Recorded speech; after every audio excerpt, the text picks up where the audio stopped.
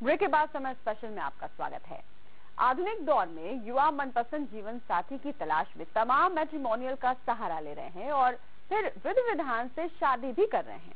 लेकिन इस तरीके से जीवन साथी की तलाश उनके लिए भारी पड़ रही है। लेकिन कैसे, जरा आप ये सोचिए, इस रिपोर्ट को देखिए और फिर समझिए। शादी से पहले हो जाएं सावधान, कहीं आप ना हो जाएं लूट के शिकार। शादी के बाद आपको न मिल जाए धोखा, कहीं आपकी भी दुल्हन लुटेरी तो नहीं। जी हां, सही सुना आपने। झूठी शादी और फिर लूट की घटनाओं ने आम लोगों के साथ ही पुलिस की भी नींद उड़ाकर रख दी है। आप भी अगर शादी करने जा रहे हैं तो सावधान हो जाएं, सतर्क हो जाएं, क्योंकि ये आपके साथ भी हो सकता है। आप भी इसके शिकार हो सकते हैं।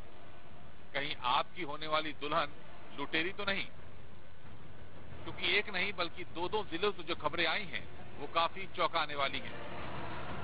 पहला मामला इंदौर के जूनी इंदौर थाना इलाके के सिंधी कॉलोनी का है, जहां पर कपड़ा व्यवसायी लोकेश तल्लेजा ने इस उम्मीद के साथ शादी की कि वो आगे का जीवन खुशी खुशी गुजारेगा और अपना घर बसाएगा। लेकिन शादी के बाद उसके साथ जो कुछ हुआ उसने कभी सपने में भी नहीं सोचा होगा। लोकेश तल्लेजा ने इसी साल फरवरी में शादी.com के जरिए एक लड़की की तलाश की और उसके बाद पूरे विधि विधान से जस्टिस कोर्ट से शादी रचाई।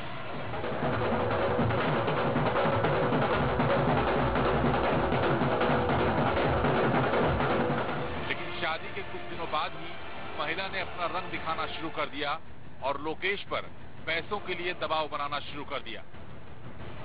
महिला लोकेश पर कई प्रकार के झूठे आरोप लगाने की धमकी देती। आखिर एक दिन वो लोकेश के पैसे और जेवरात लेकर फरार हो गई। हालांकि लोकेश ने दुल्हन के बारे में जानकारी निकाली तो पाया कि उसकी पहले भी सिवनी में शादी हो चुकी है और वहां पर उसके 2 बच्चे हैं। लुटेरी दुल्हन पहले पति पर मामला दर्ज करा चुकी है। उधर पीड़ित लोकेश ने लुटेरी दुल्हन की शिकायत थाने में की तो पुलिस भी चौंक गई, जिसके बाद पुलिस ने मामला दर्ज कर फरार महिला की तलाश में वो जुट गई है। बाद में पता चला कि उसके पहले से 2 शादी हो चुकी है और उसने बिना डिवोर्स लिए उससे लोकेश तल्लेजा से शादी कर ली था। इसके कुछ समय बाद शादी कुछ 5-6 दिन बाद रही, फिर चली जाती, फिर आती, फिर चली जाती और ऐसे करते हुए करीबन 1.5-2 महीने रही साथ में।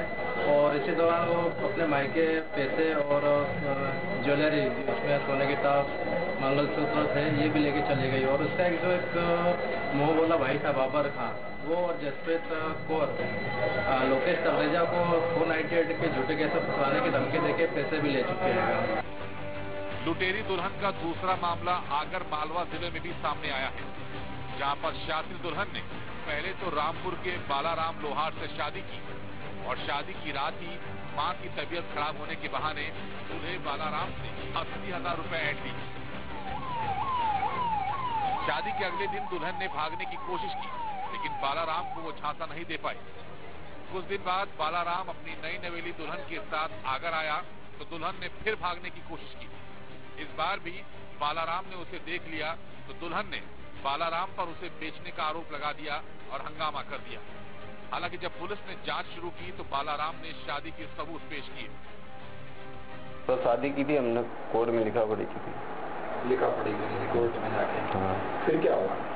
फिर वो तो एक पूरा नाइट भी नहीं रुका। जिस दिन कोर्ट मैरिज हुआ उस दिन रात को भागने के चक्कर में थी। जब मेरी आंख खुली तो पकड़ा गई।